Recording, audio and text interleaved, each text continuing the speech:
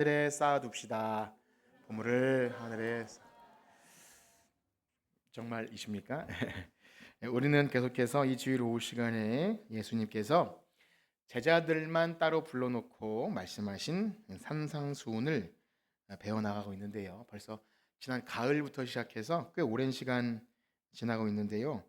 산상수훈은 마태복음 5장에서 7장까지 이어집니다. 그런데 말씀드린 대로 산상수훈의 가장 중심에 어떤 내용이 있다고 그랬죠? 기억나시나요? 네? 예. 그거 말고요. 이 내용 5장, 6장, 7장 가운데 가장 중간에 예수님이 가르쳐 주신 기도가 있다고 말씀을 드렸는데 잘 기억이 안 나시죠? 그래서 그 부분을 넣으면 중간이고 이제 그 예수님이 가르쳐 주신 기도가 사실은 그 내용을 중심으로 한 어떤 주석 같은 앞뒤로 주석 같은 내용입니다. 그래서 나중에라도 산상수훈 하면 여러분들이 전체 구조를 좀 알고 산상수훈에 이런 내용이 있고 그 의미는 이런 것이다 하는 것을 아셨으면 좋겠다라는 그런 의미로 잠시 큰 좀 구조를 좀 말씀드리고자 하는데요. 제가 그 화면을 하나 그냥 다 보여주셔도 됩니다. 다 보여주시면 크게 한 6부분으로 나눠서 볼 수 있을 것 같아요. 산상수훈을. 첫 번째는 5장 3절에서 16절. 우리가 올해 초에 외운 그 부분이죠. 이제 우리 19절까지 했지만 제자들의 정체성이에요. 그 안에 무슨 내용이 있습니까? 팔복 기억나시죠? 복 있는 사람, 제자들의 정체성, 그리고 세상의 소금과 빛 이런 방식으로 제자들이 이 세상을 살아갈 때 그 특징은 무엇인가라는 내용이 첫 번째였다면 두 번째는요 뭐라고 되어 있죠? 율법. 그래서 율법을 가르쳤다 이런 것이라기보다 율법에 대한 재해석이죠. 복음으로. 그래서 바리새인과 서기관이 행하는 그런 율법 지킴이 아니라 제자라면 바로 하나님께서 율법을 주신 온전한 의미. 그래서 예수님께서 율법이나 선지자를 폐하러 오신 것이 아니라 어떻게 하러 오셨습니까? 완전하게 하러 오셨기 때문에 율법은 폐하해지지 않아요. 그러나 더 복음으로 해석돼서 하나님을 정말 사랑하고 이웃을 사랑하는 마음으로 그렇게 율법에 대한 시선이 바뀝니다. 만약 이러한 제가 말씀드린 흐름을 놓쳐버린 상태에서 어느 한 부분만 딱 떼어놓고 보면 우리는 복음으로 믿음으로 구원받았는데 신약 성경에 왜 또 율법이 나오지? 라는 약간 꼬이게 돼요. 그런데 제가 지금 이 큰 흐름을 말씀드림을 기억하신다면 바로 제자들, 예수님을 구주로 믿는 믿음으로 구원받은 자들은 이제 하나님의 법이 과거의 율법 조문이 아니라 새 영과 새 마음으로 그 마음에 새겨주신 새로운 법으로 더 하나님을 사랑하는 마음으로 율법을 지키지요. 그래서 이것을 잃어버리면 자칫 율법주의가 될 수 있어요. 믿음으로 구원받아 놓고 내가 이러저러한 것들을 함으로 자격이 있는 것처럼 착각하게 됩니다. 산상수훈의 그런 어떻게 보면 오해가 발생할 수 있어요. 세 번째 단락은 뭐라고 써 있죠? 외식. 우리 주일학생 외식이 뭐예요? 외식. 밥 먹는 거 아니에요? 밖에서 먹는 거 아니고 겉으로 치장하는 위선이라고 하면 돼요. 외식의 이 좀 어려운 말은 원래는 가면이라는 뜻입니다. 가면 쓰고 행동한다. 그래서 하나님 앞에서 신실하게 하나님 앞에 보이는 것이 아니라 사람에게 보이려고 그 반복되죠. 너희 의가 사람에게 보이려고 행하면 안 된다. 그래서 그 대표적인 예로서 무엇이 있었습니까? 구제와 기도와 금식 그런 게 있었어요. 지난주에 금식 얘기했습니다. 그래서 기도 얘기도 했고요. 이것을 예로 든 겁니다. 그래서 마태복음의 기도는 이렇게 한다라는 가르쳐 주려고 목적이 아니라 최소한 너희 기도는 바리새인이나 서기관의 외식적인 기도여서는 안 된다라는 차원이고 누가복음과 약간 결이 다른 말씀을 드렸죠. 어쨌든 주기도문은 우리가 마태복음을 기준으로 합니다. 그렇다면 세 번째까지 살폈으면 오늘은 몇 번째겠어요? 네 번째 뭐라고 되어 있죠? 염려 이제 그 부분을 할 텐데요. 잠깐 다시 말씀드리면 지금 우리가 쭉 제가 공부하듯이 말씀드렸지만 여러분들이 이것을 산상수훈에 이러이러한 것이 있어요. 지식적으로 그냥 이렇게 학습되는 게 아닙니다. 이것은 안다고 되는 게 아니라 전제가 그래요. 누구에게만 이 말씀을 가르치죠? 제자들. 그러니까 누구든지 이것을 내가 내 의와 어떤 자격으로 행해서 제자가 된다는 게 아니라 예수 그리스도를 믿는 믿음으로 나를 따르려거든 자기 십자가를 지고 따라야 한다는 그런 제자로서의 삶을 산다면 마땅히 이러한 삶으로 우리의 방향이 이끌어집니다. 그래서 이 땅에 육신을 입고 살아가는 어떤 누구라도 자기 행위로 의롭다 인정받을 사람은 한 사람도 없습니다. 여러분 그렇게 알고 계시죠? 예, 어떤 행위로도 의롭다 인정받을 수 없고요. 행여 어떤 사람이 여기 나오는 산상순을 다 지켜 행한다 할지라도, 어떤 부자 청년처럼 내가 율법을 다 지켜 행했습니다 라고 할지라도 사실상 그것이 자기 의가 될 수 없어요. 우리는 누구의 의로 구원받습니까? 예수 그리스도. 그러니까 우리의 죄는 예수님이 가져가시고 속죄의 은총이고, 예수 그리스도께서 행하신 그 의, 사람으로서 행하신 의가 우리 의가 돼요. 참 놀라운 사실이죠. 그것을 이제 전가라고 하는데요. 이중 전가예요. 우리의 죄는 예수님이 가져가시고 예수님의 의는 우리 의가 돼요. 도대체 왜? 너무 놀라운 사실인데 간략하게만 말씀드려요. 그 의가 아니면 우린 구원받을 수가 없습니다. 그렇다면 예수 그리스도의 의로 구원받은 우리가 이 산상수훈을 왜 배워야 합니까? 네. 똑같은 말이에요. 믿음으로 구원받았으면 누구를 닮고 싶어져요? 예수님을 닮고 싶어져요. 사랑하고 그분이 내 죄를 위해 죽으셨기 때문에 내가 그분이 가신 길을 가고 싶다. 그러면 예수님이 뭐라고 하시는 것을 듣고 나를 따르려거든 이러해야 한다. 복 있는 사람은 이렇다. 너희는 세상의 빛이다. 그리고 이러저러한 율법에 대한 내용을 아멘 하고 그 뜻대로 행하는 거예요. 그러니까 무엇이 먼저냐면 우리 행함이 아니라 온전히 믿음이 먼저입니다. 그래서 그 믿음을 가지고 행함을 잘 해야 율법주의가 되지 않아요. 때로는 어떤 좀 정직하고 올바른 사람들이 교회 안에서 몇 가지 것을 잘 해낼 때 이상하게 율법주의자가 돼요. 마음속으로는 그렇지 않지만, 겉으로는 그렇지 않지만 마음으로 못하는 사람에 대한 어떤 정죄감이 생기고 나는 그렇지 않은데 라는 어떤 차별과 어떤 편견, 배제. 사실 그것은 기독교적이지 않습니다. 오전에 말씀드린 처럼 어떤 오해나 편견 이런 것들이 사라지는 게 복음이에요. 그렇다고 뭐 범죄나 타락한 것을 다 이렇게 수용한다는 그런 차원이 아니라 우리 연약함을 아시면서도 우리 죄를 위하여 죽으신 예수님 때문에 우리는 일단 우리 연약함 때문에 서로를 원망과 시비가 아니라 모든 온유와 겸손으로 하나 되는 것을 힘씁니다. 그래서 그런 차원 안에서 우리는 이 산상수훈을 배워나간다면 이것이 율법주의가 아니라 여러분들의 믿음을 더 거룩하게 성화시키는 하나님의 그 금사슬 같은 그런 즐거운 법이 될 줄 믿습니다. 자, 그렇습니다. 오늘 우리가 살핀 내용은 이제 서두에 제가 말씀드림처럼 네 번째 염려에 관한 부분인데요. 그런 것이죠. 예수님의 제자로 살든 세상에서 살든 누구든지 염려를 합니다. 예수님을 믿으면 근심과 염려가 다 사라지지 않아요. 그런데 그 염려를 하게 되는 첫 번째 이유를 오늘 말씀해 보면 이걸 물질에 관한 문제로 염려하지 말라 이런 차원으로 접근하게 됩니다. 그래서 오늘 본문을 한번 같이 읽어보겠습니다. 6장 19절에서 21절을 다시 한번 읽도록 하겠습니다. 시작. 너희를 위하여 보물을 땅에 쌓아두지 말라. 거기는 좀과 동록이 해하며 도둑이 구멍을 뚫고 도둑질 하느니라. 오직 너희를 위하여 보물을 하늘에 쌓아두라. 거기에 좀이나 동록이 해하지 못하며 구멍을 뚫지도 못. 내 보물이 있는 곳에는 내 마음도 있느니라. 아멘.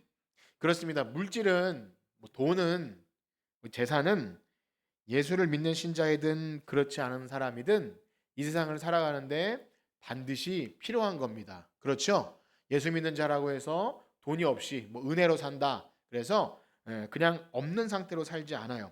또 하나님이 주신 분복대로 각자 자기 소유가 있고 그것을 잘 가꾸며 사는 것도 귀한 복입니다. 그럼에도 불구하고 이 성경적인 물질관, 이 돈에 대한 성경적인 관점이 잘 정립되지 않으면 예수님의 제자로 살아가는 데 있어서 굉장히 큰 방해가 돼요. 시험이 되고 올무가 되고 그리고 우리를 제자로서의 삶을 포기하게까지 만드는 무서운 어떤 장애물, 적이 되기도 합니다. 너무 좋은 거지만 우리에게 그런 것이 있다는 것을 우린 잊어서는 안 됩니다. 자, 그렇다면 예수님은 이 물질에 대해서 우리에게 어떻게 말씀해 주십니까? 제일 처음에 뭐라고 명령하시죠? 너희를 위하여 보물을 땅에 쌓아두지 말라. 다시 한번 뭐라고요? 너희를 위하여 보물을 땅에 쌓아두지 말라. 이게 첫 번째예요. 사랑하는 성도 여러분, 어떠하십니까? 예수님 말씀처럼 여러분의 보물을 땅에 쌓아두지 않고 사십니까? 보물이 있어야 쌓아두든지 말든지 할 텐데, 일단 보물은 뭐죠? 보물? 그 보물이죠. 귀하고 값진 보석 같은, 내가 아끼고 사랑하고 그런 걸 보물이죠. 그게 사람이든 물질이든 그것 때문에 함부로 다루지 않고 애착을 가지고 그런 게 보물이죠. 생각해 보세요. 집에 굉장히 값비싼 보석, 뭐 다이아몬드, 어떤 아이가 뭐 다이아몬드가 있다는 그런 얘기를 들었는데, 그런 뭐 결혼 반지라든지 그런 상자가 집 어느 한 구석에 있다면 여러분 그것을 아무데나 방치하겠습니까? 오히려 방치해야 뭐 안 훔쳐간다는 그런 말이 있어서 막 그냥 아무데나 신발장에 던져놓거나 그런 사람은 아마 없을 거예요. 쓰레기통에 가끔 나가기도 하기 때문에 잘 모셔두겠죠. 금고가 있으면 금고에 넣어두든지 아니면 나갈 때 문단속을 잘 할 거예요. 그렇죠. 있는지 없는지 물어보진 않겠습니다. 그래서 이 보물이라는 것은 결국 그것이 뭐든 돈이든 뭐든 우리의 마음을 차지하고 있는 것은 보물이다. 나는 이거 보물로 안 여겨요 라고 말하지만 계속 들여다보고 확인하고 잘 있는지 또 애착이 가는 것은 보물이지요. 자, 그러면 성경은 이 보물과 관련해서 마태복음 어떻게 얘기하는지 좀 참고를 할 텐데요. 먼저 마태복음에서 한 두 가지 정도 그런 예를 들어보면, 먼저 마태복음 13장에 천국 비유에서 예수님께서 이 보물에 대한, 그래서 천국은 마치 밭에 감춰진 보화 같다, 이런 말씀을 하세요. 한번 읽어봅시다. 마태복음 13장 44절 같이 읽어봅시다. 시작. 천국은 마치 밭에 감추인 보화와 같으니 사람이 이를 발견한 후에 숨겨두고 기뻐하며 돌아가서 자기 소유를 다 팔아 그 밭을 샀느니라. 아멘. 느낌이 더 잘 와 닿으시죠? 보물. 그러니까 너무 기뻐서 소리도 못 내고 누가 들을까봐 딱 묻어놓고 전 재산 다 팔아서 이 농부가 요 보물을 사기 위해서 집 팔고 땅 팔고 냉장고 팔아 기어이 그 밭을 사서 보물을 딱 차지하는 거예요. 자, 그러면 이 비유에서 여기 보화가 보물과 똑같은 단어인데요. 이 비유에서 보물은 뭐죠? 이게 무슨 비유예요? 천국 비유니까 천국인 거예요. 그러니까 이 농부는 천국을 보물로 여기고 그것을 얻기 위해 집 팔고 땅 팔고 냉장고 팔아서 그것을 기어이 산 거예요. 그러니까 이 농부에게는 뭐가 보물입니까? 천국이 보물인 거예요. 그러므로 천국을 보물로 여기는 사람은 그 천국을 얻기 위해서 내가 이제까지 전에 좀 아끼고 보물로 여겼던 것들이 다 이제 의미가 없어요. 그것을 얻기 위해서 그것을 다 팔아서 그것을 사게 됩니다. 여러분 어떠십니까? 천국을 얻을 수 있다면, 자, 잘 들으세요. 여러분들이 가진 모든 재산을 다 지불하고도 얻겠습니까? 전 그럴 거예요. 예, 천국을 얻을 수 있다면. 혹시 이 질문에 대해서 약간 주저하셨다면 돈이 많으시거나 천국이 보화가 아니겠죠. 전 돈이 별로 없어서 그렇게 말했을 수도 있지만 또 그렇게 한다고 천국을 얻을 수 있는 건 아니기 때문에 그렇게 저는 자신 있게 말하는지 몰라도, 만약 천국을 최고의 보화로 여기지 않는 사람이라면 돈이 많든 적든 다 팔아서 지불하더라도 천국을 얻겠습니다라고 용기 있게 대답 못할 것 같아요. 그렇죠? 아니 천국은 돈 주고 사는 거 아니잖아요. 이렇게 다 알고 있지만 어쨌든 천국을 소유할 수 있다면 내가 가진 거, 뭐 100억 있으면 좀 고민해 보겠어요. 근데 그거 아니고 나서는 다 팔아서 구원과 영생을 살 수 있다면, 그렇죠. 그러면 그것은 농부처럼 천국을 보화로 여기는 자다. 자, 그러면 또 한 군데의 보물이 나오는데요. 마태복음 19장. 예수님께서 영생에 대해 묻는 부자 청년에게 이런 말씀을 하세요. 19장 21절을 함께 읽겠습니다. 시작. 예수께서 이르시되 내가 온전하고자 할진대 가서 내 소유를 팔아 가난한 자들에게. 하늘에서 보화가 내게 있으리라. 그리고 와서 나를 따르리라 하시니. 아멘. 여기서도 보화가 등장해요. 그러니까 이것도 보화는 뭘 말하는 거예요? 천국이고 부자가 물어보는 게 이거였어요. 영생을 얻으려면 어떻게 해야 합니까? 그런데 거기에 대해서 많은 이제 중간의 내용을 상의하겠지만 내가 이것도 하고 저것도 하고 한다니까 예수님이 약간 뭐랄까요? 이게 다 판다고 해서 천국을 얻는 건 아니지만 그가 보물로 여기고 있던 그것을 건드린 거예요. 그래서 너 소유가 많지 않냐? 그걸 다 팔아서 가난한 자에게 주고 나를 따르라. 그러면 보화가 있으리라 했는데 부자는 어떻게 반응하죠? 22절 읽어봅시다. 22절 시작. 그 청년이 재물이 22절이 아닌가요? 19장 22절. 그 다음 절인가요? 네. 19장인데요. 제가 잘못 이게 잘못 드렸어요. 바로 다음 절인데 19장 22절인데요. 제가 읽어드려도 됩니다. 되게 짧습니다.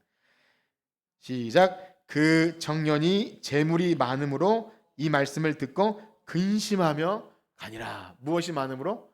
재물이야. 그러니까 이 청년에게는 뭐가 보아예요? 자기 재물인 거예요. 그래서 걸릴 수밖에 없습니다. 안타깝게도 보물은 뭐냐면 우리가 제일 애착을 두고 기뻐하고 그것만 있으면 난 행복할 거다 여기는 것이 보물이에요.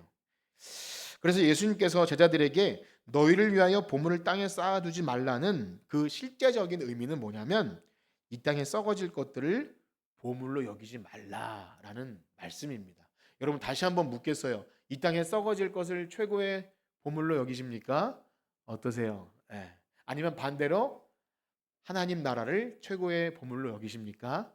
여러분 그러신 줄 믿어요. 여러분 다시 한번 확인하는 거예요. 여러분 다 그러신 분들인 줄 알고 있습니다. 그래서 예수님의 이러한 말씀은 단순히 뭐 이렇게 물질 없어라, 가난해라 이 뜻이 아니라 그것을 내가 얼마나 아끼고 사랑하는가 그거에 따라서 내가 영생 또 하나님 나라 구원 이것을 어떻게 생각하는지가 비교가 되는데요. 그렇기 때문에 이 말씀을 단순히 문자적으로 신자가 기독교 신자라면 가난해야 되고 물질을 소유하지 말라 이런 의미는 당연히 아닙니다. 만약 그렇게 성경을 이제 문자적으로 보게 될 경우 이제 과거에 그런 경우가 실제 있었어요. 교회 역사 속에서 청빈 그래서 탁발 수도를 하고 그랬어요. 우리 기독교도 그래야 가난한 자가 누가복음은 실제로 심령이 가난한 것이 아니라 가난한 자가 복이 있다 그러니까 정말 없는 것이 복이라고 말하기도 하지만 한쪽만 강조한 거죠. 만약에 그렇다 치면 뭐 저축도 할 필요 없고 교회도 건물도 가질 이유가 없는 것이고 또 뭐 이렇게 투자도 할 필요 없는 거고 뭐 일하고 나서 월급 안 받아도 그냥 뭐 웃으면서 뭐 이렇게 하는 것 그렇지 않지 않아요. 기독교의 어떤 물질과는 그렇지 않습니다. 그렇습니다. 예수님이 너희를 위하여 보물을 땅에 쌓아두지 말라는 말씀은 이 땅에 썩어질 물질에 대한 탐심과 애착 때문에 하나님 나라를 최고로 여기는 그러한 최고로 여기지 못하는 그런 안타까운 상황에 빠지면 안 된다. 제자라면 그렇다는 거예요. 자꾸 이 말씀을 들으면서 부담이 되시거나 목사님이 저렇게 말하다가 나중에 무슨 얘기를 하려지 이런 색안경을 끼고 들으신다면 내가 아직 제자가 아니구나. 예수 그리스도의 보혈로 내 허물로 죽었던 내 죄가 사함받는 것이 최고의 복이 사실은 좀 아니면 가능합니다. 그러나 그럼에도 불구하고 이런 말씀에 오해를 하거나 어떤 색안경을 끼고 듣는다면 굉장히 위험한 거죠. 그래서 만약 어떤 사람이 교회 다니면서도 여전히 어떤 썩어질 물질에 대한 애착 때문에 탐욕과 그래서 인색하며 나누지 못하고 어떤 자기만을 아는 그런 산다면 예배는 드리고 어느 정도 헌금도 할 수 있고 봉사를 할 수 있을지 몰라도 여전히 그의 마음 중심에는 물질이 있는 거예요. 물질이 나쁘다는 게 아닙니다. 최고의 복으로 여기는 것에 세상에 썩어질 물질 그것을 보화로 여기는 겁니다. 안타까운 사실은 물질에 대한 이러한 탐심과 애착이 많을수록 하나님 사랑 또 하나님께 대하여 부요하지 못한 자가 됩니다. 하나님께 인색한 자가 돼요. 그 예가 바로 누가복음에 등장하는 어리석은 부자인데요. 누가복음 12장에 보면 그 부자 이야기가 나와요. 굉장히 부자인데 농사를 너무 잘 지어서 소출이 막 넘쳐납니다. 창고에 가득가득 채웠는데 창고가 부족해요. 여러분 그럼 어떻게 하시겠어요? 창고를 더 짓겠죠. 창고를 더 지어요. 창고를 더 지어서 가득 채운 다음에 드디어 내 영혼아 이제 편안하게 나는 살면 되겠구나 할 때 어떻게 말씀하시죠? 어리석은 자야, 네 목숨을 오늘 걷어가면 그것이 누구의 것이 되겠느냐. 여기서 할 말을 잃어버려요. 우리는 그 소유에 넉넉하면 내가 잘 먹고 잘 살고 그냥 막 행복할 것 같지만 정말 그렇습니다. 이런 사람이 누가복음 12장 21절에 이렇게 나와요. 한번 같이 읽어봅시다. 12장 21절 시작. 자기를 위하여 재물을 쌓아두고 하나님께 대하여 부여하지 못한 자가 이와 같으니라. 굉장히 안타까운 거예요. 사실 사람의 행복은 물질에서 오지 않아요. 물론 없으면 좀 불편하고 싸우는 일이 혹 있다 할지라도 세상에 안 믿는 사람도 물질에서 행복이 온다고 하지 않아요. 그런데 우리 신자들은 더더욱 그러하지 않겠습니까? 여러분, 신자의 행복은 어디서 오죠? 네, 쉬운 대답이에요. 어디서 옵니까? 하나님께 오잖아요. 하나님으로 만족하지 못하면 그 어떤 것으로도 만족하지 않아요. 그것도 하나님과의 관계에서 옵니다. 진짜 사람의 행복은 관계에서 와요. 이 땅의 사람들도요, 돈이 많고 뭐 물질이 부해도 사람과 관계가 틀어지면 불행합니다.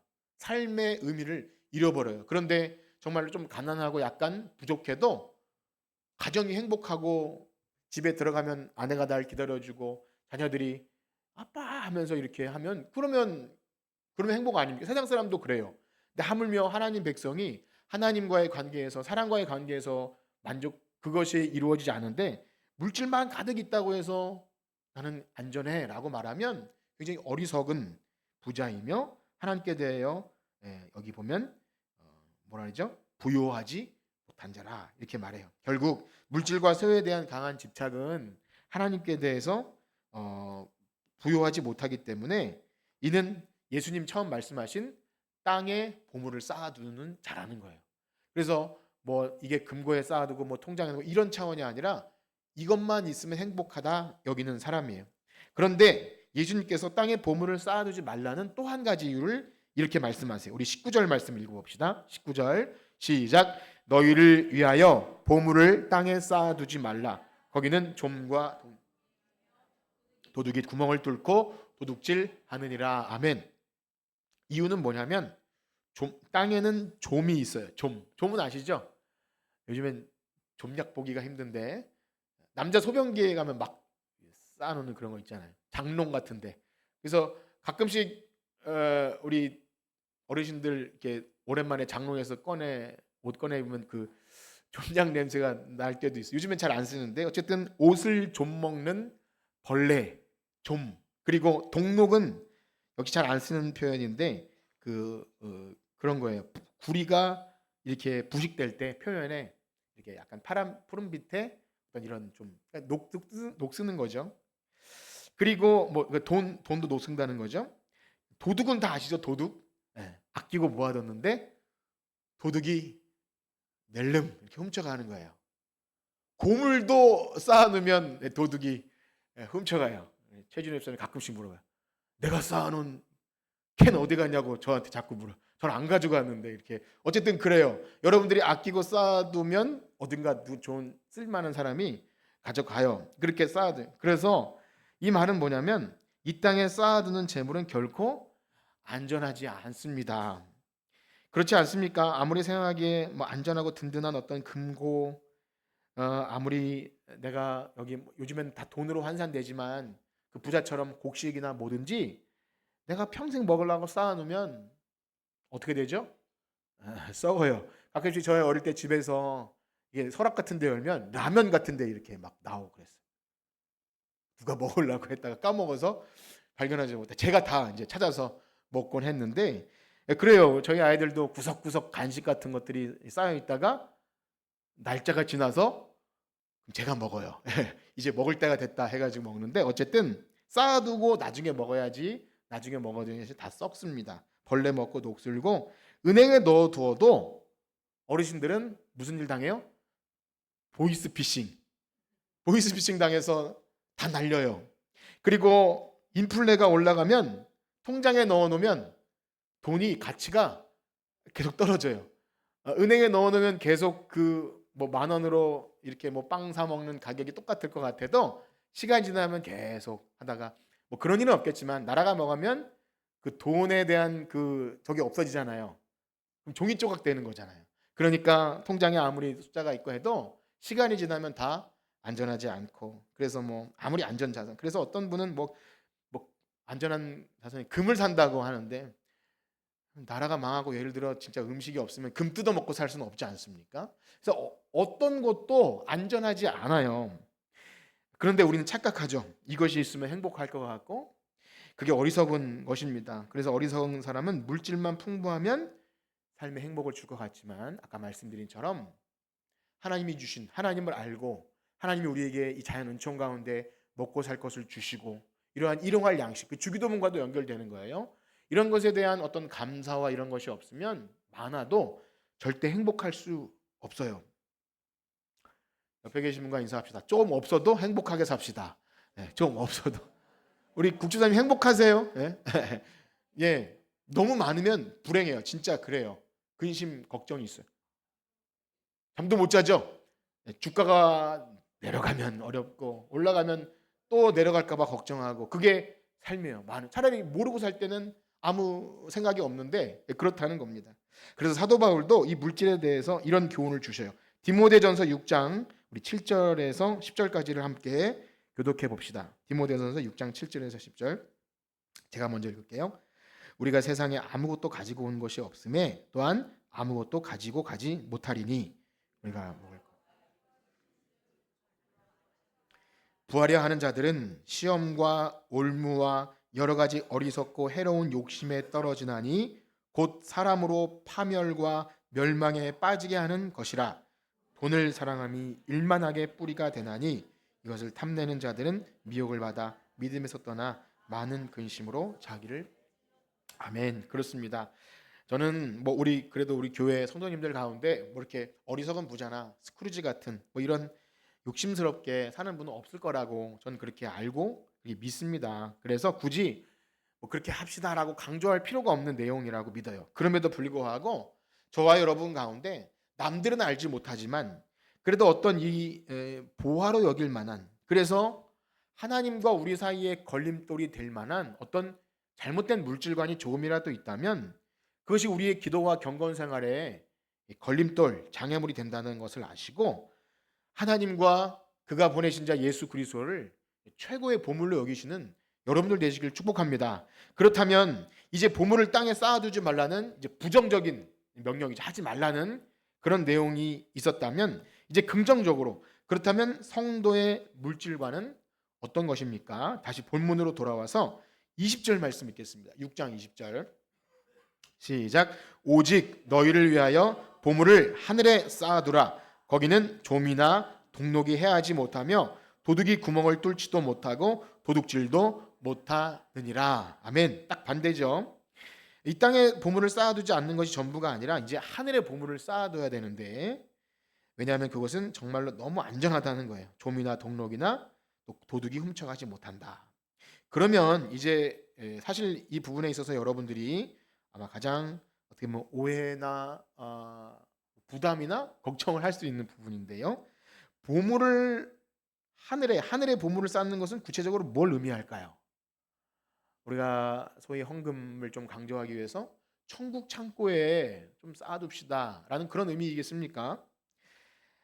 우리는 이 부분을 좀 더 성경 중심으로 해석하기 위해서 누가복음의 병행 구절을 좀 도움받을 필요가 있는데요. 우리 누가복음 12장 33절 한번 읽어볼까요? 누가복음 12장 33절 시작. 너희 소유를 팔아 구제하여 낡아지지 아니하는 배낭을 만들라. 곧 하늘에 둔 바 다함이 없는 보물이니 거기는 도둑도 가까이 하는 일이 없고 좀도 먹는 일이 없느니라. 아멘. 뒤에 내용이 비슷하잖아요. 도둑도 좀도 또 없는 안전한 곳이 있다고 하는데 마태복음에는 그것이 보물을 하늘에 쌓아두라라고 표현했지만 누가복음에는 똑같은 부분을 너희 소유를 팔아 뭐하라 그러죠?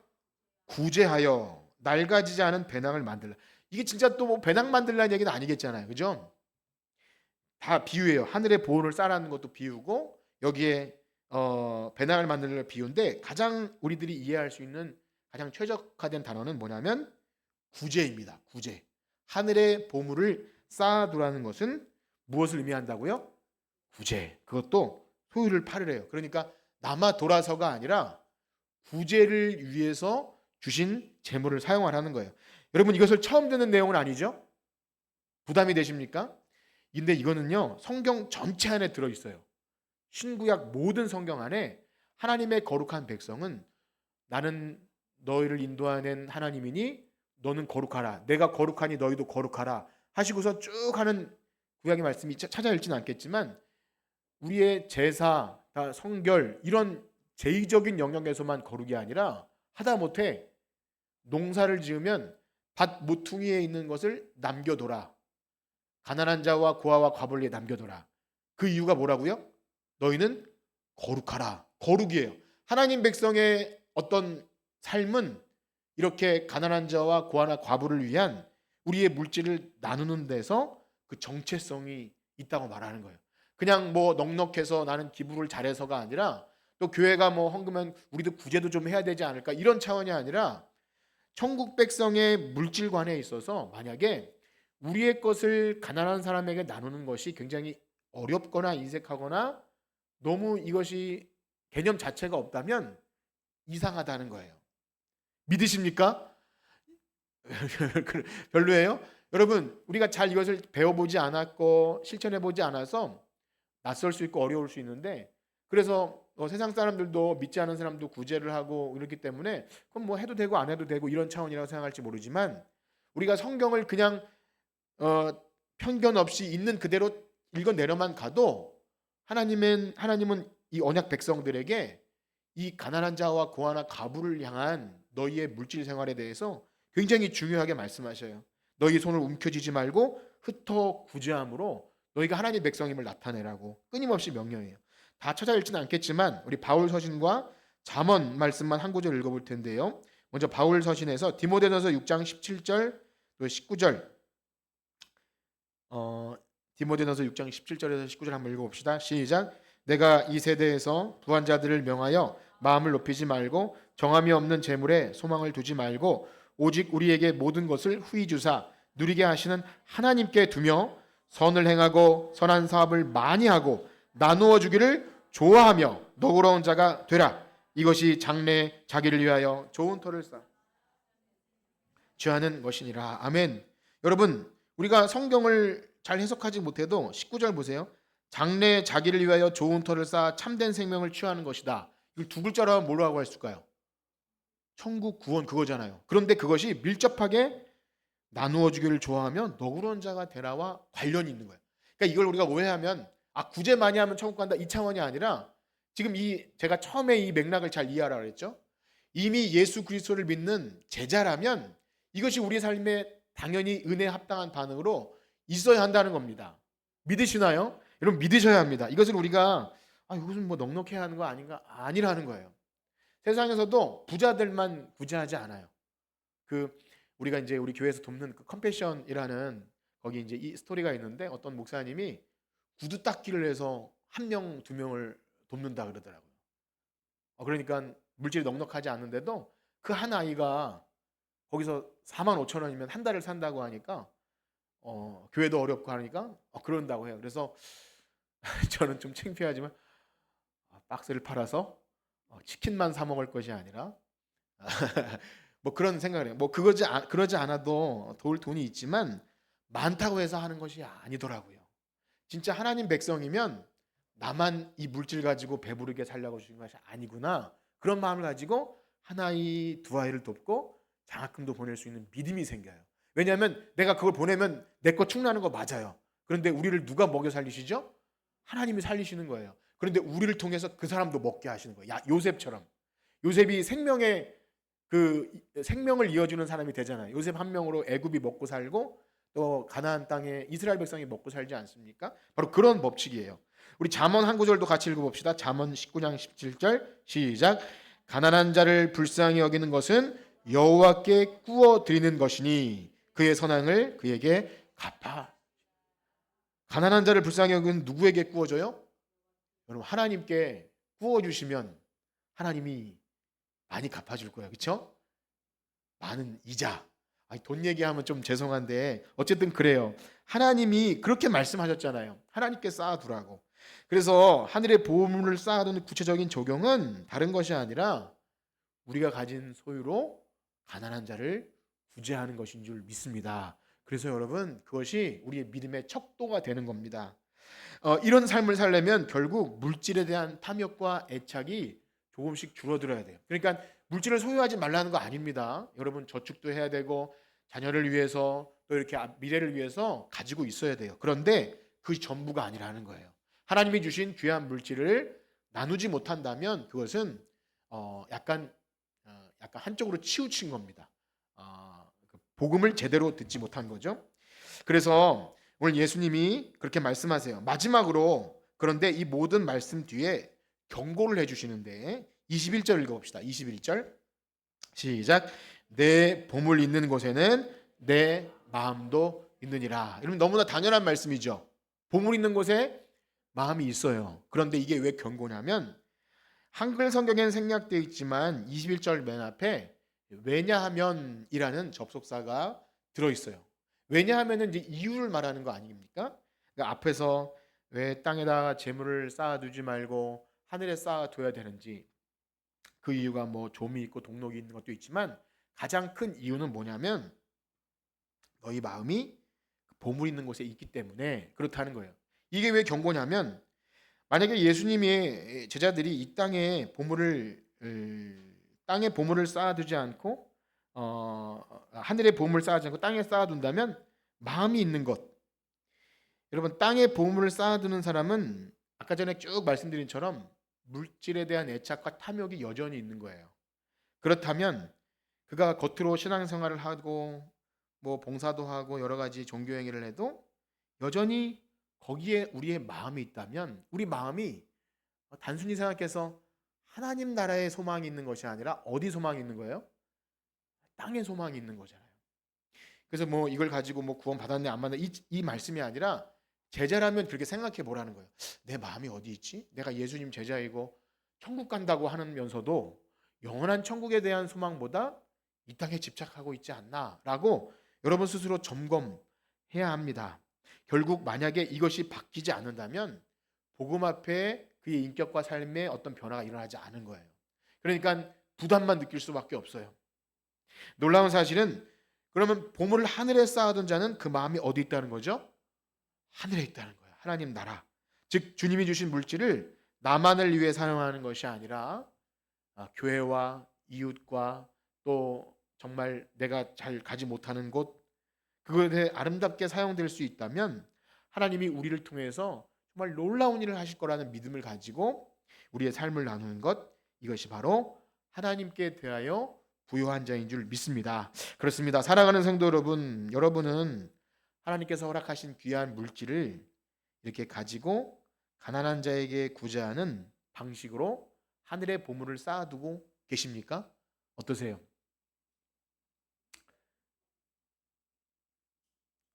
어떻게 사십니까? 한번 생각해 보세요. 이 말씀은 결코 여러분들에게 뭐 구제헌금 하십시오 뭐 그런 게 아닙니다.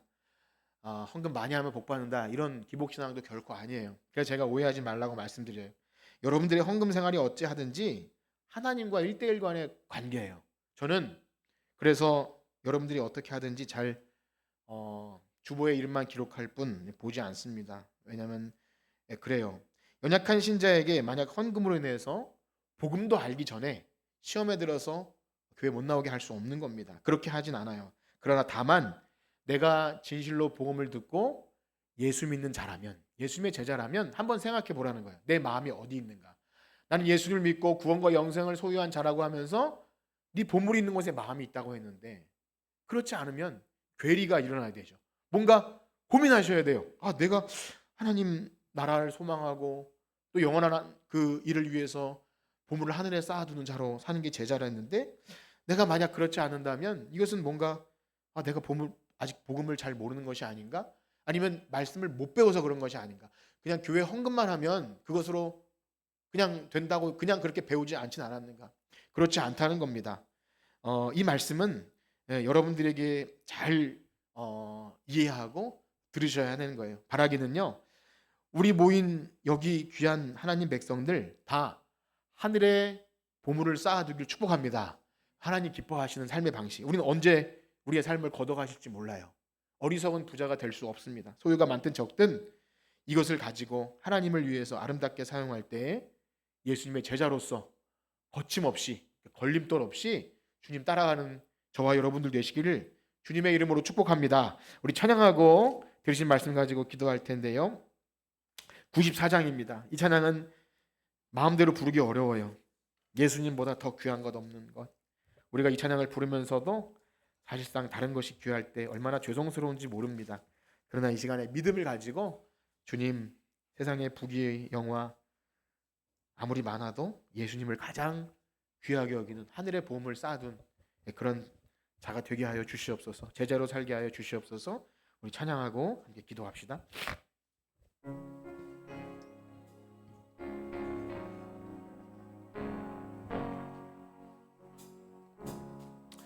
주 예수보다도 귀한 것은 없네. 이 세상 무기와 바꿀 수 없네. 영죽음 내 대신 돌아가신 그 놀라운 사랑 아멘. 세상 즐거움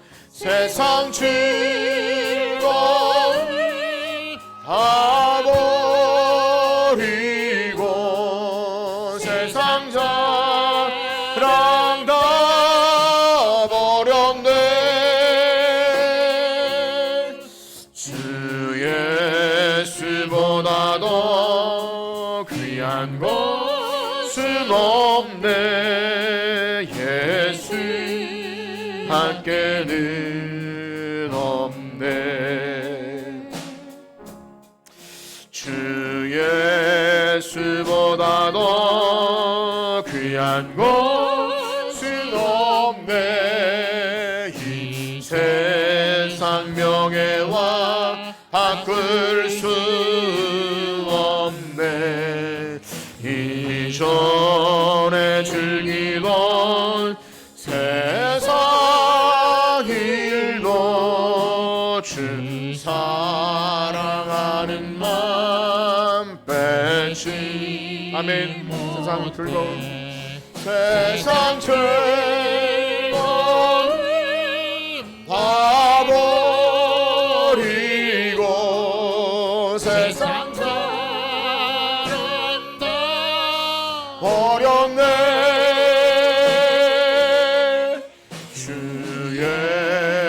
보다도 귀한 것은 없네. 예수밖에는 없네. 주 예수보다도 귀한 것은 없네. 주 예수보다도 귀한 것은 없네. 이 세상 행복과 바꿀 수 없네. 유혹과 핍박이 몰려와도 주 섬기는 내 맘 변치 않아. 아멘. 세상 즐거움 다 버리고 세상 사랑 다 버렸네. 주 예수보다도 귀한 것은 없네. 예수 밖에는 없네. 아멘. 우리 들으신 말씀 가지고 기도합시다. 사도 바울은 내가 그리스도를 얻고 예수님을 알게 됐다면 전에 보물로 여겼던 모든 것을 똥처럼 버린다고 했는데 우리가 예수님을 믿는다고 하면서도 우리의 보화를 하늘에 쌓아두지 못하고 땅에다 쌓아두는 물질의 애착과 소유를 탐욕을 버리지 못하면 그리스도의 제자로 살아가는데 어려움이 있을 수밖에 없고 부담과 인색함이 있을 수밖에 없습니다. 그러나 이 시간 다시 한번 말씀을 통해 우리 자신을 점검하며 주님, 우리가 예수님의 그 피로 구속받은 하나님 백성인데 어찌하여 이 땅에 보물을 쌓아두는 어리석은 부자가 되게 됩니까? 하나님, 우리에게 주신 귀한 것을 가지고 흩어구자하여도 주님이 우리와 함께 하시며 더 좋은 복을 허락하심을 믿고 주님을 위해 하늘의 보물을 쌓아두는 우리가 되게 하여 주시옵소서. 다 같이 기도합니다. 하나님 아버지, 감사합니다. 우리에게 너무나 귀하고 복된 것을 많이 주셨는데도 우리는 여전히 쌓아 놓으려고만 하고 아끼고 또 그렇게 나누지 못하는 미련함이 있습니다. 하나님, 우리를 통해서 많은 사람들이 쉼을 얻고 안식을 얻고 또 복을 받을 수 있는데 우리가 그 일에 너무나 주저합니다. 교회 나와서 예배드리고 헌금은 할지언정 만약에 나누는 일에 있어서 인색함이 있다면 내가 예수 믿는 자로서 참으로 부족함이 많다는 것을 깨닫고 하나님 백성으로 살게 하여 주시옵소서. 하나님, 우리 이 땅에 살아가는 동안 우리가 언제까지 이 물질을 가지고 살겠습니까? 잠깐 있다가 돌아가는 인생, 나그네 인생, 하나님 이 삶을 사는 동안 우리에게 주신 귀한 것을 가지고 하나님 낡아지지 않은 배낭을 만들어 하나님 구제할 수 있는 하늘의 천국에 그 보물을 쌓아둘 수 있는 하나님 백성 되게 하여 주시옵소서. 구원받은 성도만이 가능합니다. 예수 믿는 자들만이 가능합니다. 천국 백성만이 가능합니다. 하나님, 우리에게 그런 마음을 허락하시고 선한 마음 주시고 하늘에 속한 하나님 백성으로 주님께 드릴 수 있는 우리 모두가 되게 하여 주시옵소서. 감사하며 주님의 이름. 아멘. 이제는 우리 주 예수 그리스도의 은혜와 하나님 아버지의 사랑하심과 성령님의 감화 감동 위로 교통하심이 오늘 예수님 말씀을 듣고 우리의 마음이 어디 있는지 확인하며 땅에 보화를 쌓아두지 않는 하늘에 보화를 쌓아두기 원하는 천국 백성 되기를 원하는 성정교회 성도들 머리 위에 이제로부터 영원토록 함께 있을지어다. 아멘.